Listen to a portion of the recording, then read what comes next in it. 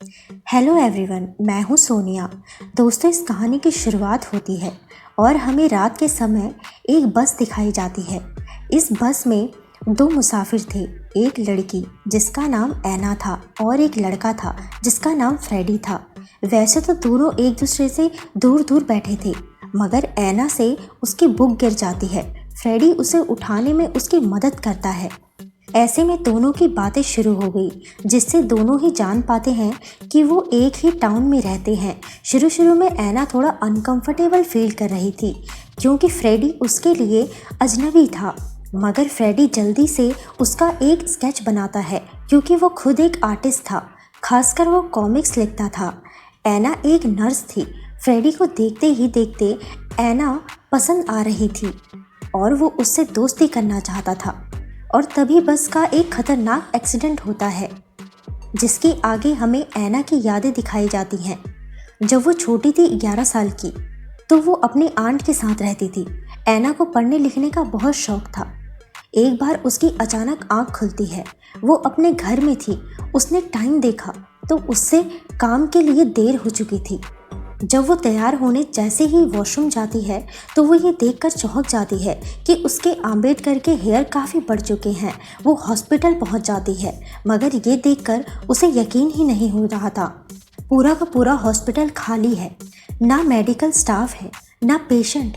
ऐना थोड़ी घबरा गई थी और वो घबरा कर बाहर आती है। बाहर भी उसे कोई नहीं दिखता। पूरा का पूरा टाउन बिल्कुल खाली था।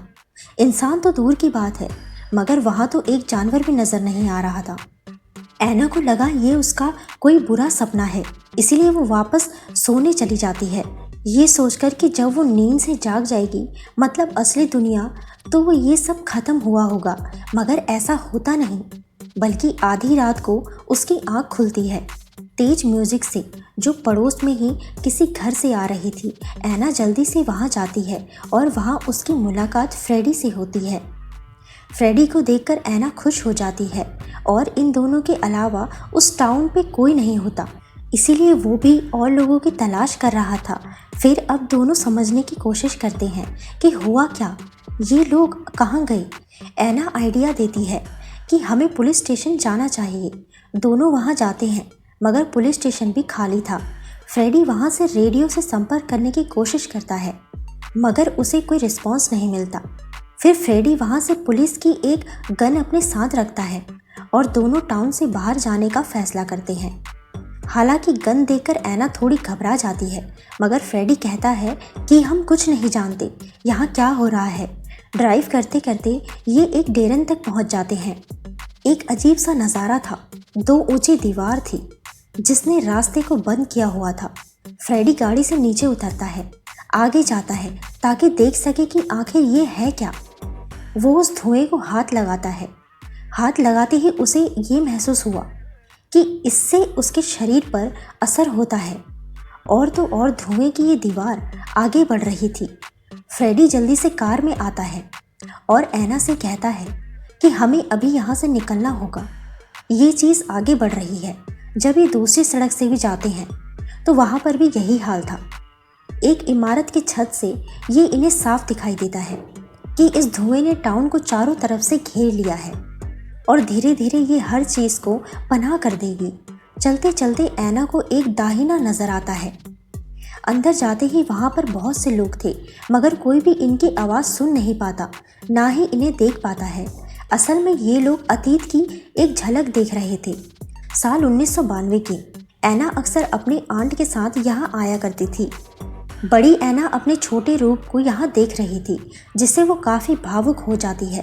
फ्रेडी बाहर निकलता है कि शायद वो किसी से मदद मांग सके, मगर उसे कार्निवल का एक पोस्टर मिलता है जो उसे अच्छी तरह से याद था। वहाँ जैसे ही ऐना जब अपनी आंट को छूने की कोशिश करती है, सब बदल जाता है और ये लोग अपने समय में पहुँच गए। ऐना फ्रेडी से इस बारे में बताती है। ऐना कहती है कि मुझे लगता है कि ये सब हम सीनेट कर रहे हैं और इस टाउन को खाली कर दिया गया होगा। शायद कोई हादसा होने वाला है, मगर फ्रेडी को ऐसा नहीं लगता था। वो डिसाइड कर रहा है कि मैं इसका हिसाब लगाऊंगा कि आखिर ये ब्लैक स्मोक कब तक पूरे टाउन को अपने काबू में ले लेगी। वो टाउन का चक्कर लगाता है और इस धुएं की रफ्तार को कैलकुलेट करके उसे ये पता चलता है कि 3 दिन में ये पूरा टाउन अंधेरे में होगा और अगर इन्हें अपनी जान बचानी है तो किसी भी तरह यहाँ से निकलना होगा। ये दोनों मार्केट में जाते हैं ताकि राशन जमा कर सके। अगर ये यहाँ से ना निकल पाए और यहाँ फंस गए तो यहाँ पता नहीं इसमें कितने दिन लगने वाले हैं। ऐसे ही एना फ्रेडी से पूछती है कि तुम्हें कुछ अजीब नहीं लग रहा है, कहीं ऐसा तो नहीं कि हम मर गए हैं। मगर फ्रेडी कहता है कि नहीं, मुझे ऐसा नहीं लगता। मैंने भी इस बारे में काफ़ी सोचा और क्या पता ये कोई और पैराडाइमेंशन हो, शायद किसी कारण हम यहाँ फंसे हैं। ये भी एक पॉसिबिलिटी हो सकती है। तभी एना को कुछ याद आता है और वो फ्रेडी के साथ हॉस्पिटल जाती है। जब वो यहाँ अकेली आई थी तो उसने एक रिकॉर्डिंग सुनी थी। इस रिकॉर्डिंग में डॉक्टर किसी पेशेंट के बारे में कह रहे थे कि इनके पास 3 दिन है, फिर इनका लाइफ सपोर्ट सिस्टम बंद कर दिया जाएगा। ये बात समझने में दोनों को ज़्यादा देर नहीं लगती कि असल में डॉक्टर्स इन दोनों के बारे में बात कर रहे हैं। असल में ये दोनों मरे नहीं बल्कि कोमा में पड़े हैं। उस बस हादसे की वजह से ये दोनों इस अजीब सी दुनिया में फंसे हैं। एना को ये बात समझने में थोड़ा समय लगता है, मगर अपना हार्ट बीट चेक करने पर दोनों को यकीन हो जाता है कि उस बस हादसे में दोनों काफ़ी घायल हो चुके थे। इन्हें कुछ याद तो नहीं था, मगर अब वो हॉस्पिटल के बेड पर पड़े हैं। उनका शरीर वहाँ है और दिमाग यहाँ पर। दोनों इस अजीब दुनिया से फंस चुके हैं और अगर उन्हें अपनी असली दुनिया में जाना है तो यहाँ से निकलना होगा। ये दोनों डिसाइड करते हैं कि समय बहुत कम है, 3 दिनों में उनका लाइफ सपोर्ट सिस्टम बंद कर दिया जाएगा। इसीलिए ना चाहते हुए भी ये लोग धुएं की उस न ख़त्म होने वाली दीवार को पार करने की कोशिश करते हैं और इन्हें मिलता है पत्थर का एक बड़ा दरवाज़ा जो यहाँ से निकलने का एक रास्ता था। जमीन पर ढेर सारी चाबियां पड़ी थी जिसमें इस दरवाजे की चाबी ढूंढना नामुमकिन था। फिर फ्रेडी ऐसे ही एक चाबी को ट्राई करता है मगर वो दरवाज़ा नहीं खुलता। तभी एना का ध्यान एक पत्थर पर जाता है जिसे एक जंजीर से बांधा गया था। एना हैरानी से पूछती है कि भला यहाँ क्या हो सकता है और तभी उन्हें किसी दरिंदे की आवाज़ सुनाई दी। ये लोग वहाँ से भागने लगे। ये लोग अपनी कार तक पहुँच जाते हैं मगर ये अकेले नहीं थे। उस धुएं से अब एक दरिंदा भी बाहर आ चुका था। वैसे तो उसे जंजीर से बांधा गया था मगर वो जंजीर काफ़ी लंबी थी, वो इन्हें मार सकता था। ये लोग वहाँ से निकल आते हैं और एक इमारत पर जाते हैं। एना घबराई हुई थी, उसके मन में अजीब अजीब से ख्याल आ रहे थे। जैसे वो कहती है कि कहीं ऐसा तो नहीं कि ये चीज़ें हमारे ख्यालों में बंद रही हैं। मगर फ्रेडी इस बारे में ज़्यादा बात नहीं करता। वो अब भी यहाँ से निकलने की सोच रहा था। बाहर आते ही उसे अपने बचपन का एक घर नज़र आया। दोनों वहाँ जाते हैं तो वो फिर से 1990 के समय में पहुँच गए जहाँ छोटा फ्रेडी अपने कॉमिक्स लिख रहा था। उसके पिता आते हैं और उसे कार्निवल पर ले जाने के लिए बात करते हैं। यहाँ फ्रेडी भावुक हो जाता है। वो यादों से बाहर निकल आया। फिर वो एना को एक बोर्ड में नदी के रास्ते निकालने की कोशिश करता है मगर कोई फ़ायदा नहीं, हर तरफ से रास्ते बंद थे। अब तो बाहर उस दरिंदे का भी खतरा था। ये लोग वापस से एना के घर आते हैं। फ्रेडी उसे सलाह देता है कि हम दोनों को एक ही साथ रहना होगा। इस बीच इन दोनों के बीच काफ़ी बातें भी होती हैं जिससे ये एक दूसरे के बारे में काफ़ी कुछ जान लेते हैं। एना को बचपन में लिखने का बहुत शौक था मगर उसने अपना ये पैशन छोड़ दिया था। एक हादसे के कारण आग लगी थी जिससे उसकी आंट मर गई थी। ऐसा क्या हुआ था आगे पता चलेगा। हाँ, फ्रेडी बचपन से ही कॉमिक्स लिख रहा था। रात को जब एना सो रही थी तो फ्रेडी को एक ख्याल आता है। वो जल्दी से अपने बचपन के घर में जाता है और वहाँ से वो अपने बचपन की लिखी हुई एक कॉमिक को ले आता है। फिर वही कॉमिक को एना को दिखाता है।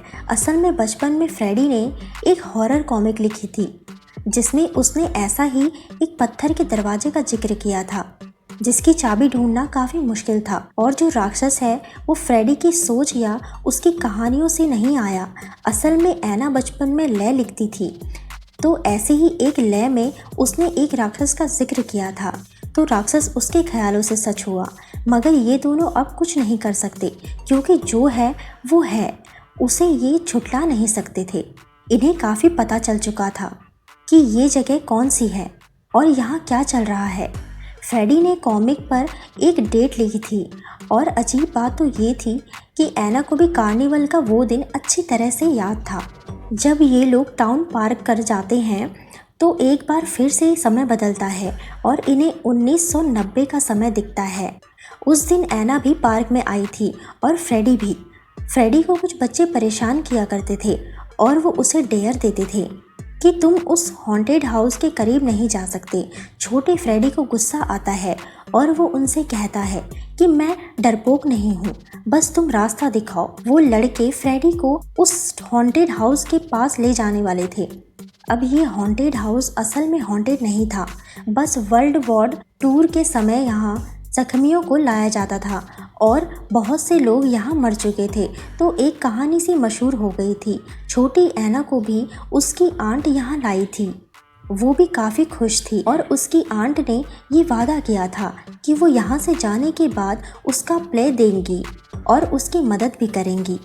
उसी समय जब छोटा फ्रेडी वहाँ से जा रहा था तो वो छोटी एना से टकराता है, मगर दोनों बात नहीं करते, बस एक दूसरे को एक लम्हे के लिए देख लेते हैं। फिर ये लोग जब वापस अपने समय में आते हैं तो इन्हें महसूस हुआ कि पार्क में वो राक्षस आ चुका है। उससे बचने के लिए ये लोग इमारत के अंदर जाते हैं और टेबल के नीचे छुप जाते हैं। वो राक्षस भी बाहर आ चुका था। फ्रेडी के पास गन थी, इसीलिए वो उसे शूट करता है, जिससे वो राक्षस मरता नहीं, बस डर के वहाँ से भाग जाता है। इस चीज़ को आसानी से नहीं मारा जा सकता, क्योंकि इसकी कमजोरियाँ असल में एना ने लिखी ही नहीं थी, बल्कि इसे शक्तिशाली और ख़तरनाक बनाया था। जब ये राक्षस इनके करीब आया था तो फ्रेडी ने देखा कि उसके सीने में वही चाबी है जिससे वो दरवाज़ा खोल सकता है। अगर दरवाज़ा खुल गया तो दोनों इस जहन्नुम से निकल जाएंगे। तो फ्रेडी एक प्लान बनाता है कि हम इस राक्षस को जाल में फंसाएंगे, इसे मारेंगे, चाबी लेंगे और यहाँ से निकल जाएंगे। सुनने में सब आसान था, मगर करने में बहुत मुश्किल था। फिर उसके जंजीरों का हिसाब लगाकर फ्रेडी एक खास लोकेशन को चुनता है। दोनों मार्केट में जाते हैं। फ्रेडी को बारूद बनाना था और वो बारूद लेते हैं ताकि राक्षस उसे इंसान समझे, और जब वो करीब आएगा तो ये दोनों उस समय बिल्डिंग की छत पर होंगे और गोली चलाएंगे, जिससे बारूद फट जाएगा और शायद ये राक्षस मारा जाए। ये लोग उस ट्रैक को सेट करते हैं और छत पर उसका इंतज़ार भी करते हैं। वो राक्षस मेट को सूंघते हुए वहाँ आया, मगर जब फ्रेडी गोली चलाता है तो वो चूक गया। वो राक्षस भागने वाला था, मगर एना उसके हाथ से गन लेती है और खुद गोली चलाती है। निशाना सही लगता है, वो बारूद फट गया। ये दोनों नीचे आते हैं ये देखने के लिए कि वो चीज़ मर गई या नहीं मरी, मगर वहाँ उसकी लाश नहीं थी। और ये देखकर इनका प्लान फेल नहीं, बल्कि उल्टा ये दोनों ही फंस गए, क्योंकि वो जंजीर टूट चुकी थी, जिसका मतलब कि वो राक्षस अब कहीं भी जा सकता है। ये देखकर फ्रेडी एना को लेकर चर्च में जाकर छुप गया, मगर वो राक्षस अब भी इनके डर को सूंघते हुए इनका पीछा कर रहा था। खैर, रात को दोनों चर्च में ही होते हैं, एक दूसरे से दिल की बातें शेयर करते हैं, यहाँ तक कि एक दूसरे के करीब भी आते हैं। मगर फिर एना को दौरा पड़ता है। वो मर रही थी। फ्रेडी से ये देखा नहीं जा रहा था। वो फैसला करता है, वो एना को वहीं रहने को कहता है और गन लिए वो बाहर जाता है ताकि वो चाबी को किसी भी तरह से हासिल कर सके। एना को ये आइडिया अच्छा नहीं लगता, मगर फ्रेडी उससे कहता है कि चाहे कुछ भी हो जाए, लेकिन तुम बाहर मत आना। वैसे भी एना की तबीयत ठीक नहीं थी। फ्रेडी बाहर आता है, मगर वो बात नहीं मानती और वो भी बाहर आ जाती है। वो देखती है कि वो राक्षस फ्रेडी को लेकर जा रहा है। ये देखकर एना बहुत रोती है। फ्रेडी मर चुका है। वो एक आखिरी बार अपने बचपन के घर में जाती है। वो 1990 के समय में पहुंच गई। जब वो पार्क से वापस आई थी, उसने प्ले की पूरी तैयारी की थी। ज़मीन पर कैंडल रखे थे, एक माहौल बनाया था। हालांकि उसकी आंट काफ़ी थकी हुई थी, मगर फिर भी वो ऐना के लिए जाग रही थी। यहाँ कहानी खुलकर सामने आती है कि असल में ऐना जिस घर में रहती थी उसे ही बच्चे हॉन्टेड कह रहे थे। और जब छोटे फ्रेडी को वो लड़के वहाँ लाते हैं, फ्रेडी उस घर की तरफ एक पत्थर फेंक देता है, जिसे कैंडल ज़मीन पर गिर गया और घर में आग लग जाती है और उसकी आंट की मौत हो गई। यही वजह है कि ऐना ने प्ले लिखना छोड़ दिया। उसे नहीं पता था कि किसी और ने बाहर से पत्थर फेंका था। सारी ज़िंदगी वो बस यही मान रही थी कि आग मेरी वजह से लगी और उसकी आंट भी उसी के वजह से मर गई। ये गिल्ट उसके साथ हमेशा रहा। हालांकि इससे पहले ऐना ने फ्रेडी से ये बात शेयर की थी, मगर फ्रेडी ने उसे समझाया था कि ये एक हादसा हो सकता है। मगर अब समझ आने लगा था कि क्यों ये दोनों एक दूसरे से कनेक्ट हैं। असल में वो आग फ्रेडी ने ही जलाई थी। तभी ऐना को खून में लथपथ फ्रेडी मिलता है, जो उससे माफ़ी मांगता है और उसकी बाहों में ही मर जाता है जब राक्षस ऐना पर हमला करने के लिए वहां पहुंच गया। इस बार ऐना ना ही उससे डरती है और ना ही यहाँ से भागती है। असल में ये उसका गिल्ट था। ऐना उसका सामना करती है। राक्षस भी नहीं डरता। वो भी ऐना को मारने की हर मुमकिन कोशिश कर रहा था, मगर ऐना उसे ही मार देती है। उसके मरते ही वो उसके चेस्ट से वो चाबी निकाल लेती है और किसी तरह फ्रेडी को लिए उस दरवाजे तक पहुंच जाती है। जैसे ही वो चाबी अंदर रखती है, दरवाज़ा नहीं खुलता। तभी ऐना को ख्याल आता है कि दोनों को एक साथ ही इस पर हाथ रखना होगा। तो ऐना फ्रेडी का हाथ भी दरवाजे पर रख देती है और अचानक से उसकी आँख खुलती है हॉस्पिटल के बेड पर। असली दुनिया में वो कोमा से बाहर आ चुकी थी। सबसे पहले वो उस रूम में जाती है जहाँ फ्रेडी एडमिट था, मगर ये देखकर उसे हैरानी होती है कि वहाँ फ्रेडी नहीं है। फिर जब उसे डिस्चार्ज किया जाता है तो ऐना को ये पता चल चुका था कि फ्रेडी तो पहले से ही कोमा से जाग चुका है। उसे घर भेज दिया गया है। कुछ दिन बाद ऐना उसके घर जाती है, मगर दरवाज़ा फ्रेडी नहीं बल्कि उसकी केयर टेकर खोलती है। असल में फ्रेडी यहाँ व्हील चेयर पर होता है। एक्सीडेंट की वजह से वो कभी चल नहीं पाएगा। जब ऐना उसे देखती है, जल्दी से उसके पास जाती है, उसके सामने रोने लग जाती है कि दोनों ने कैसे खतरों का सामना किया, एक दूसरे का साथ दिया और अंत में दोनों ने मिलकर मौत को हराया। मगर अजीब बात थी, फ्रेडी को कुछ भी याद नहीं था। उसे बस वाली बातें याद थी, बाकी जो हुआ उसे वो कुछ भी याद नहीं था। फिर ऐना केयर टेकर से बात करती है। वो औरत बताती है कि फ्रेडी ने ऐसे बहुत से स्केचेस बनाए हैं जिसमें वो एक लड़की के साथ होता है। उसने कहानी भी लिखी है। जब ऐना वो स्केच बुक देखती है और वो कहानी पढ़ती है तो फ्रेडी से कहती है कि तुम्हें याद नहीं है, ये लड़की असल में मैं ही हूँ और तुमने जिस दुनिया के बारे में लिखा है वहाँ हम दोनों सच में थे। फिर फ्रेडी को कुछ फ्लैशेस याद आते हैं। जैसे ही वो ऐना के चेहरे को छूता है तो उसे काफ़ी कुछ याद आने लगा और एक किस के साथ इस कहानी का दी एंड होता है। दोस्तों, वीडियो अच्छी लगे तो लाइक करें, चैनल पर नए हैं तो सब्सक्राइब करना ना भूलें। मिलते हैं अगली वीडियो में, तब तक के लिए टेक